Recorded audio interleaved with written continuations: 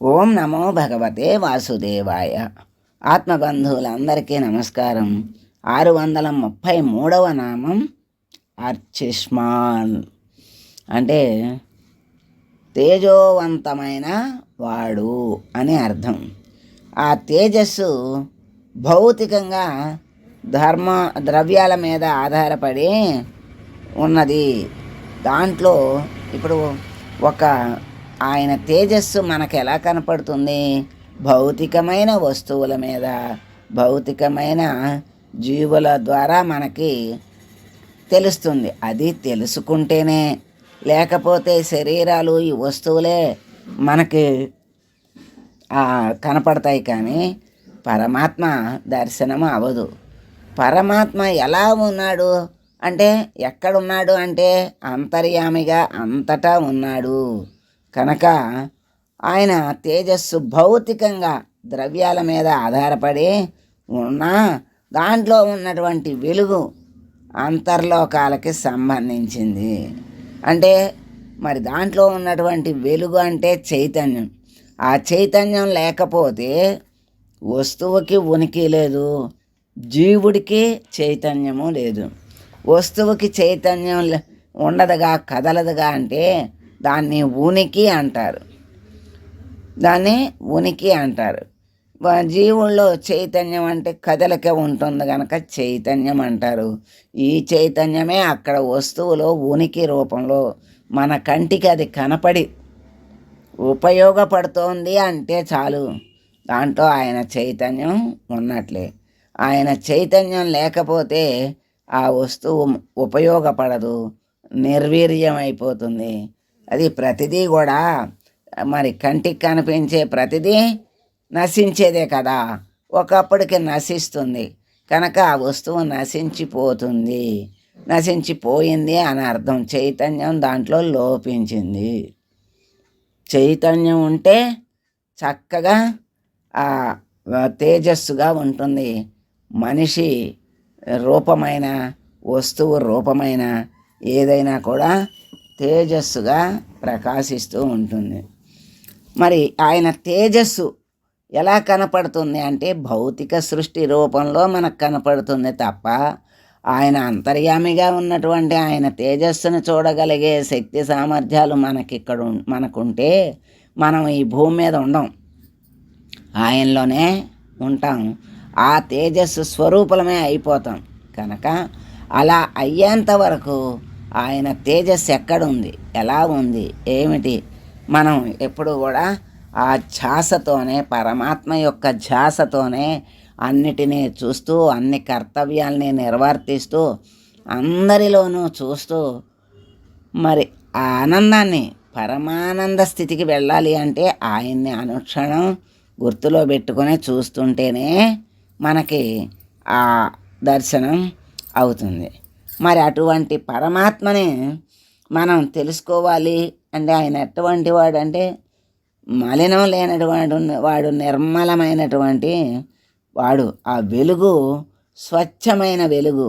ఆ ప్రజ్ఞ మరి ఎక్కడి నుంచి వచ్చింది అంటే అంతర్లోకాల నుండే భౌతిక లోకంలోకి వ్యక్తమయ్యింది.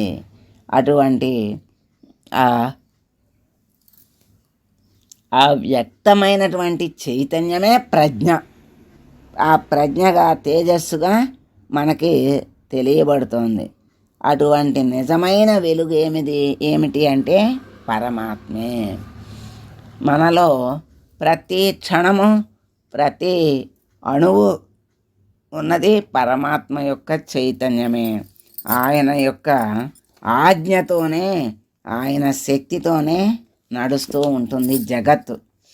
మరి పరమాత్మ ఎవరికి ఏది ఎప్పుడు ఎలా ఇవ్వాలో దాన్ని ఇస్తూ ఉంటాడు. అంటే అందరినీ ఒకే రకంగా సృష్టించి అందరికీ ఒకే రకంగా ఇవ్వచ్చు కదా. ఒకళ్ళనేమో పైన, ఒకళ్ళనేమో కింద ఉంచటం ఎందుకు అని కూడా అనుకుంటారు.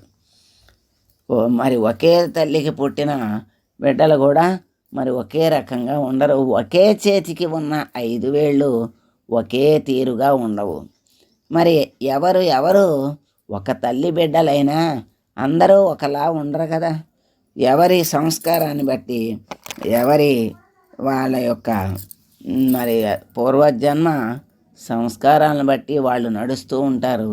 ఆ నడిచిన దాన్ని బట్టి ఒకడు తల్లిదండ్రుల మాటను వింటాడు, వాడు బాగుపడతాడు. తల్లిదండ్రుల మాట వినని వాడు మళ్ళీ బాధపడతాడు తర్వాత. అప్పుడు అదో అంటారు చేతులు కాలేక ఆకులు పట్టుకోవటం అని. అప్పుడు ప్రయోజనం ఏముంటుంది? చదువుకోవలసిన వయసులో చదువుకోమంటే తల్లిదండ్రులు హింస పెట్టారని అనుకున్నాడు అనుకోండి, ఏడ్చాడు అనుకోండి, చదవలేదనుకోండి, మరి చదువుకున్న బిడ్డ ఉన్నత స్థితిలో చక్కగా ఉండి సంపాదించుకుని హాయిగా ఆనందంగా ఉన్నాడు అనుకోండి, అప్పుడు వీడికి నేను చదువుకోలేకపోయానే, అమ్మా నాన్నల మాట వినలేక ఇలా పాడైపోయాను అనుకుంటాడు. అప్పుడు పెద్దవాడైపోయి అన్ని చేతులు దాటిపోయిన తర్వాత అనుకుంటే ప్రయోజనం ఏమన్నా ఉంటుందా? ఆ జన్మకి అర్థం ఉంటుందా? పర్థం ఉంటుందా? ఏమీ ఉండదు. పర్థం ఉండదు. వాడు అలా నిస్తేజంగా అంటే నిర్వీర్యంగా బ్రతుకుతాడు. ఏదో అట్లా. అదే అమ్మ నాన్న మాట వింటే ఎంత ఉచ్చస్థితిలో ఉంటారో, అలాగే మనమందరము పరమాత్మ యొక్క బిడ్డలం. పరమాత్మ చెప్పే ప్రతి మాటను మనం విని మనం కూడా మరి మన బిడ్డలు మన మాట వినాలి అని మనం ఎలా కోరుకుంటామో, పరమాత్మ కూడా తన బిడ్డలందరూ తన మాట విని తన దగ్గరకు రావాలని కోరుకుంటాడు.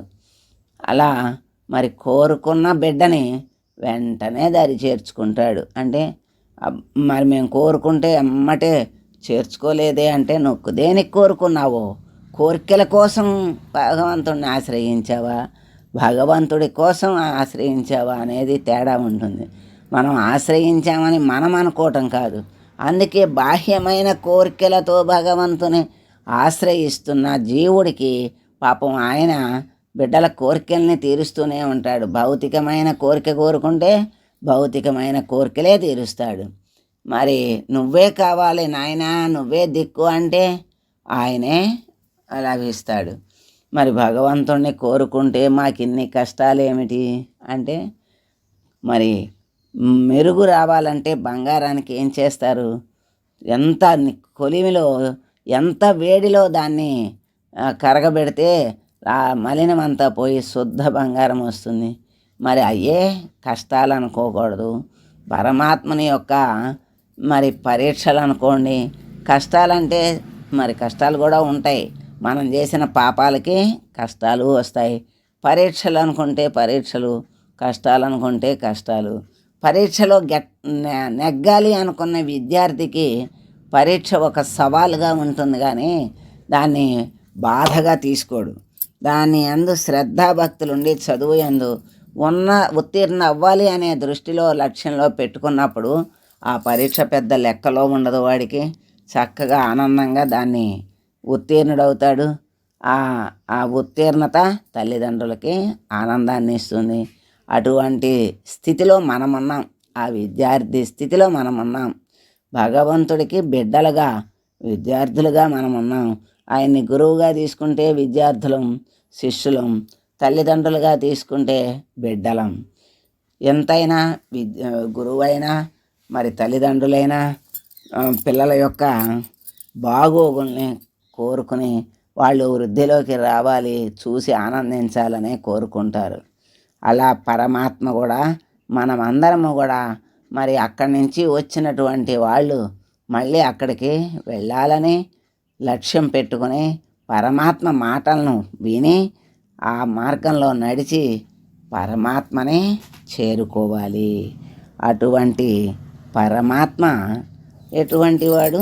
మనకి చక్కని మరి ఆ స్వామి ఆర్చిష్మాన్ అంటే ఆ తేజస్సుతో మనకి దర్శనమిస్తాడు. మరి దాంట్లో ఉన్నటువంటి ఉనికితో జగత్తుగా మనకి దర్శనమిస్తాడు. అందుకని ఆ తెలుసుకునే జ్ఞానముతో జగత్తులో ఉన్నటువంటి పరమాత్మ దర్శనం చేసుకోవాలి. అట్లాగే సూర్యచంద్రుల్ని కూడా మరి ప్రకాశింపచేసేది సూర్యచంద్రుల చంద్రులు జగత్తుని ప్రకాశింపజేస్తున్నారు. ఆ సూర్య చంద్రులకు ఆసక్తినిచ్చింది పరమాత్మ కనుక ఆయన్ని అర్చిష్మాన్ అన్నారు అని శంకరాచార్యులు వారు మరి సూర్యచంద్రులను కూడా తన తేజస్సుతో ప్రకాశింపజేసే విశిష్టుడైన భగవంతుణ్ణి అర్చిష్మాన్ అన్నారని శంకరాచార్యులు వారు చెప్పారు. తస్య భాషా సర్వమిదం విభాతి. స్వామి ప్రకాశం వల్లనే ఈ ప్రపంచం సమస్తం కూడా ప్రకాశిస్తోందని కఠోపనిషత్తు కూడా చక్కగా వివరించింది. భక్తుల బాహ్య నేత్రాలనే కాకుండా అంతర్నేత్రాలకు కూడా తెరిపించే దివ్య తేజస్సు గల స్వామి అర్చిష్మాన్ అని పరాశరుల భావన. అంటే మరి బాహ్యమైనటువంటి కోరికలకి తీరుస్తాడు.